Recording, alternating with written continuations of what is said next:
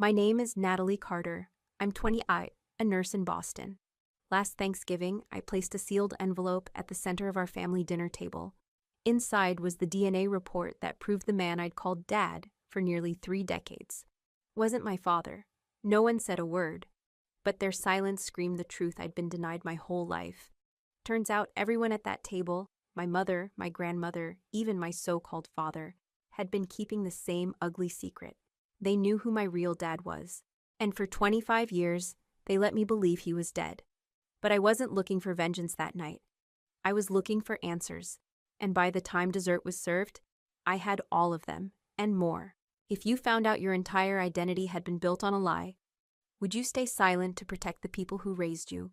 Or would you tear down their carefully constructed house of cards, one truth at a time? Tell me in the comments. Have you ever uncovered a family secret that changed everything? And don't forget to subscribe to Sophia's Revenge Stories, where every truth finds its voice. I grew up in a modest 2-story house just outside Boston, nestled between the same streets I'd walked to school and the same sidewalks where I learned to ride my bike. To the outside world, our family looked perfectly normal, stable, loving.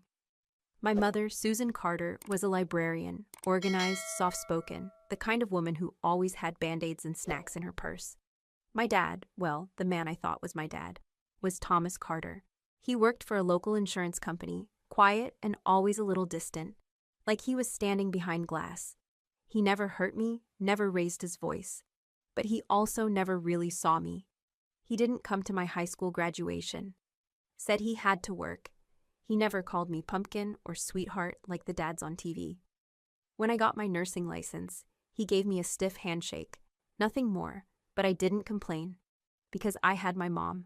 And I had my grandma, Elaine, Mom's mother, who lived with us after Grandpa died.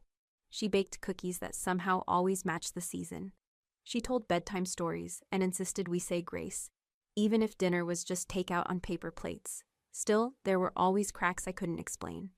Like the time I was 6 and asked why we never visited Dad's side of the family. Mom said, "They live too far. We lived in Massachusetts. They supposedly lived in Maine. That wasn't too far."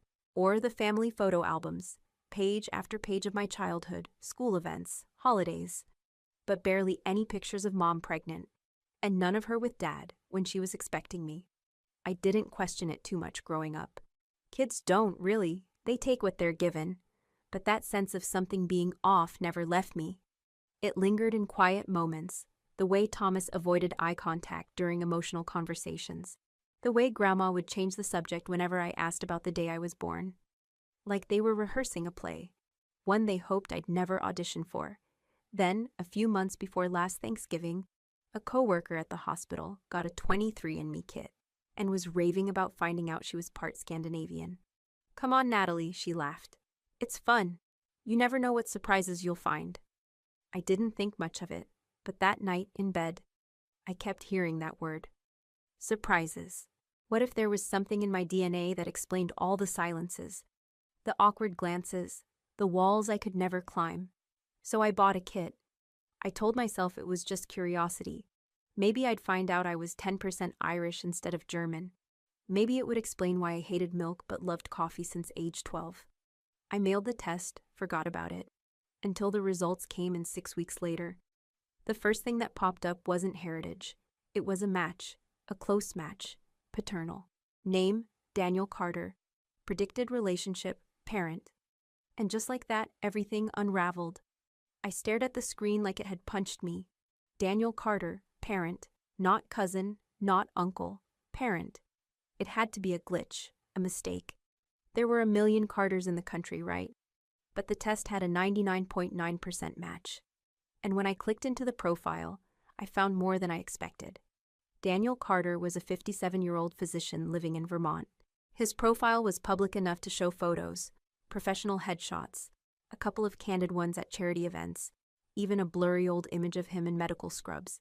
His eyes were unmistakably like mine, hazel flecked with gold, a trait my mother always told me was from her side. My breath caught. I clicked again, this time on a newspaper article from the 90s.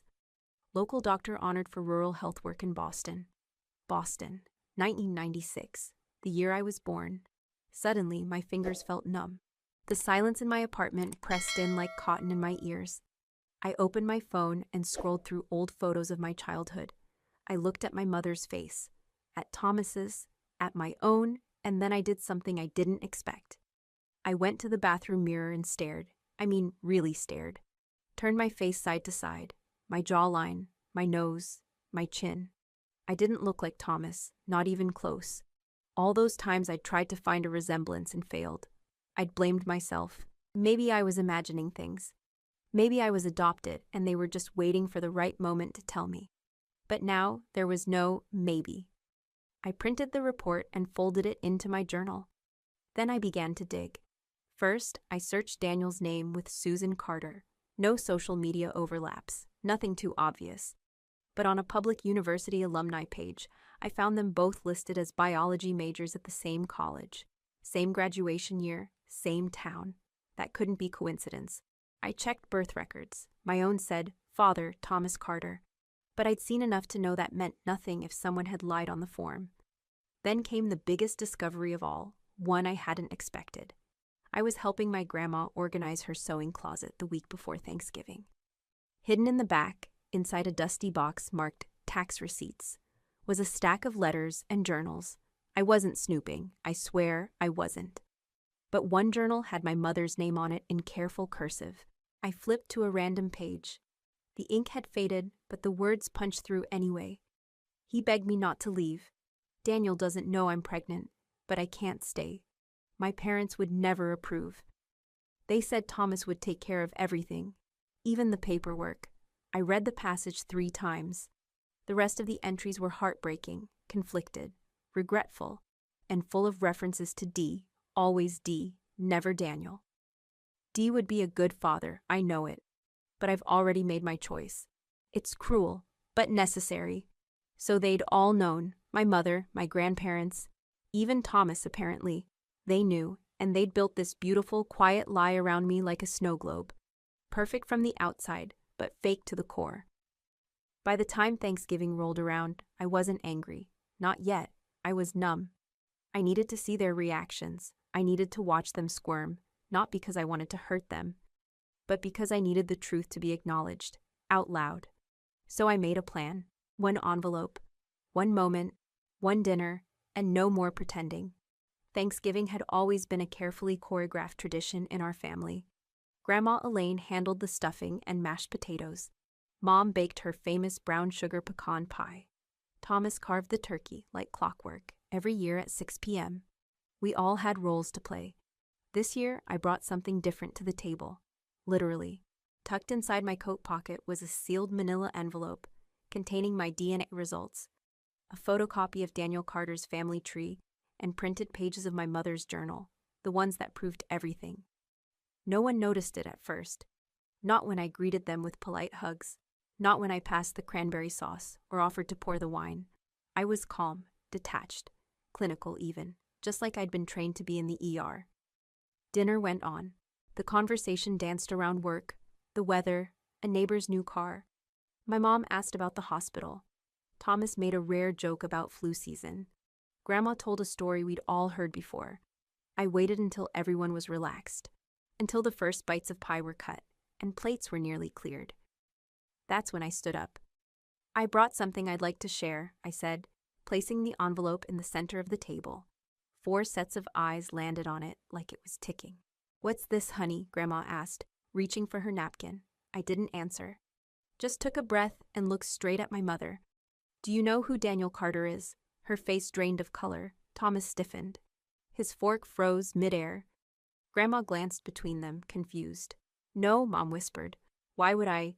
Because he's my biological father, I said evenly. And this, I tapped the envelope, proves it. Silence. No one reached for the envelope. No one moved. I continued slowly, like reading vitals. I did a DNA test. Thought it'd be fun. Turns out it rewrote my entire life. Daniel Carter's a doctor in Vermont. You went to school with him. You dated him. And then you left. My mom looked like she might faint. I found your journal, Mom, I said gently. The one you kept when you were pregnant. You called him D. You said your parents didn't approve. That you chose Thomas instead. Tears welled in her eyes. I wanted to tell you, she croaked. I was going to. 25 years, I said. You had time. Grandma's lip trembled. We thought it was best, Natalie. You had a stable life. Thomas agreed to raise you as his own. I never asked for that, I cut in, still calm. I never needed a perfect story. I just needed the truth. Thomas finally spoke. I did what I thought was right, he muttered. She begged me, said the baby needed a name on the certificate, so I gave her mine. But you never gave me a father, I said quietly. A long silence fell. Then I reached into the envelope and pulled out the first page, the DNA confirmation, and slid it toward my mother.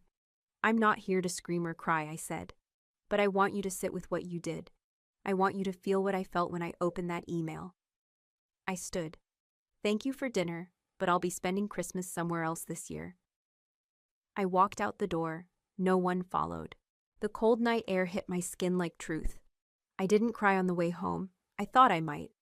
But all I felt was stillness, like the moment just after a storm, when everything's been torn down and all that's left is space. Space to rebuild. The next morning, I sat at my kitchen table and wrote a letter. Not an email, not a text. A real pen-on-paper letter. Dear Dr. Daniel Carter, I believe I may be your daughter. I know that's a sentence no one expects. I didn't expect to write it either. But after taking a DNA test, I discovered that we share a 99.9% parental match. My mother's name is Susan Carter. You attended the same college in Boston. I was born in April 1996. I'm not looking for anything except the truth. If you're open to a conversation, here's my number. Natalie. I mailed it that afternoon, hand-delivering it at the post office like it was sacred. Then I waited. 4 days later, my phone rang. A Vermont area code. I picked up on the second ring. His voice was cautious but warm, low and measured, like he'd rehearsed every word before calling. Natalie, he said. I've been thinking about this for 24 hours straight. I believe you. I didn't realize I'd been holding my breath until I let it out in one long, shaky exhale. He didn't ask for proof, didn't demand another test. He knew. We spoke for over an hour. He told me about his life. He'd never married, never had other children. He worked as a family physician in small towns across New England. He remembered my mother, clearly, said she was brilliant but distant near the end, that she broke things off abruptly, no explanation. When I told him I had been told my father died in a car crash when I was 3, he went quiet. I would have raised you, he said. I would have been there. I know, I whispered. It wasn't your choice. We decided to meet the following weekend in Vermont, at a quiet cafe halfway between our cities. When I saw him walk in, I felt something shift inside me. He didn't just look like me. He moved like me, tilted his head the same way, even smiled with the same slight curve at the corner of his lips. We talked for hours. He brought an old college yearbook, pointed out a picture of him and my mom standing in front of a biology lab. She was laughing. Her hand rested on his arm. I'd never seen her laugh like that. Before I left, he placed a small, worn photo in my hand. It was a black and white picture of a baby girl, me. I didn't know you existed, he said, but if you'll let me, I'd like to know you now. I nodded. From that moment, I began to reclaim my story. Back home, I cleared out a box full of childhood memorabilia, birthday cards signed Love, Dad, drawings addressed to a man who never looked me in the eye. I packed them away, sealed the box, and left it on my mother's porch with a single note. You asked me to live a lie. I'm choosing truth. I didn't scream, didn't post online, didn't shame anyone publicly. But over the next few weeks, I made subtle shifts. I updated my name on social media to Natalie Grace Carter. Grace was Daniel's mother's name. I posted a picture of us walking together in the snow, captioned simply, "Found." People noticed. My mother texted, called, emailed, said she was sorry, said she had reasons. I didn't reply. Some truths don't need explanations, just air. My mother didn't give up easily. She left voicemails every other day, long ones, apologizing, crying, begging. Natalie, please. I know I made a mistake, but I did it out of love. I wanted to protect you. I was young. I was scared. Scared of what? That I wouldn't be able to handle the truth? That Daniel, a man who became a respected doctor, wouldn't have made a good father? Or was it really about protecting herself? After 2 weeks of silence, I finally texted her one sentence. If you want to talk, write me the truth. All of it. 3 days later, I received a thick envelope in the mail. No return address, but I knew her handwriting. The letter inside was 9 pages long. It was full of what she called context, how her parents disapproved of Daniel because his family wasn't well off, how they threatened to cut her off if she stayed with him, how Thomas, a family friend freshly out of a failed engagement, offered to step in once she was pregnant. She confessed she had hoped to tell me when I turned 18, then 21, but time passed. The lie became too big, too old, too tangled. She said she was ashamed. I watched you grow up and wondered every day if you saw through it. When you looked at Thomas with confusion, it broke me, but I didn't know how to undo it without destroying everything. I read the letter in one sitting. Then again, and again. I didn't cry. I just felt hollow. Thomas, meanwhile, left without a word. A week after Thanksgiving, I heard from a cousin that he'd packed up his things and moved in with a friend in Connecticut. He left behind only a note on the refrigerator. She deserves her truth. I'm sorry I couldn't be more. He never reached out to me directly, and honestly, I was okay with that. I wasn't angry at him. He'd played a part, a role, but he was never my father. Not in the moments that counted.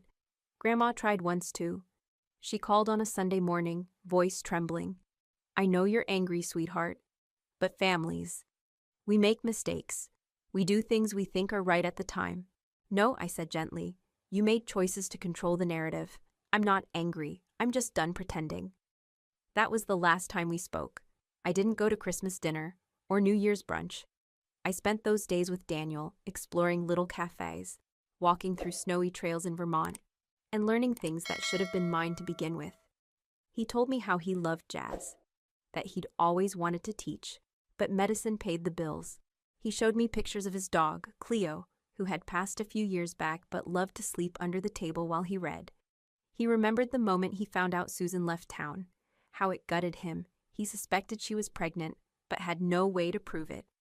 I hoped, he said, eyes glassy, but I never imagined you were out there. That sentence broke something open in me, not out of sadness, out of relief. I had spent 28 years chasing a connection that never came, doubting my own instincts, forcing myself to be grateful for crumbs of affection. Now I had a man who looked me in the eye and said, I wanted you. That's all I ever needed. Not perfection, not performance, just presence. By spring, I had moved to a smaller hospital near the Vermont border. My lease ended in Boston, and I didn't renew it. I packed what mattered and left the rest behind. I didn't send notice to my old family. Some endings don't need announcements, just closure. These days, my life is quieter. I work at a small clinic outside Montpellier, where patients call me by name and bring homemade jam during flu season. I live in a cottage with big windows and creaky floors. The mornings are slow, the evenings even slower. Daniel and I have dinner every Sunday. He brings the wine. I cook too much pasta. We talk about everything, his patients, my shift, memories we never got to make, but now get to borrow from the present. He still keeps that first letter I wrote him in the drawer of his desk. He says it reminds him that sometimes life circles back, even when we think it's long gone. I haven't spoken to my mother since that letter, not because I hate her, but because I love myself enough now to protect my peace. There's something sacred about walking away from people who once held your whole world in their hands, and realizing you never needed them to begin with. I don't regret anything, not the confrontation, not the silence that followed, not the life I left behind, because the truth didn't ruin me, it rescued me. We grow up thinking blood is everything, that family means loyalty, sacrifice, obedience. But real family is who shows up, who tells the truth, even when it's hard, who chooses you, not out of obligation, but out of love. I lost a version of my family that never really existed, but I gained something far greater, myself. The truth might shatter your illusions, but it will never destroy your worth. Sometimes the bravest thing you can do is choose honesty over harmony. and walk toward the life that's finally yours to live. What would you do if you found out your family lied about your identity for 25 years? If you were Natalie, would you forgive them or walk away too? Let me know in the comments. If you support Natalie's choice, vote Democrat 25. Don't forget to subscribe to Sophia's Revenge Stories for more life-changing karma stories every single day. Share this story with someone who needs to hear. The truth doesn't destroy you, it sets you free.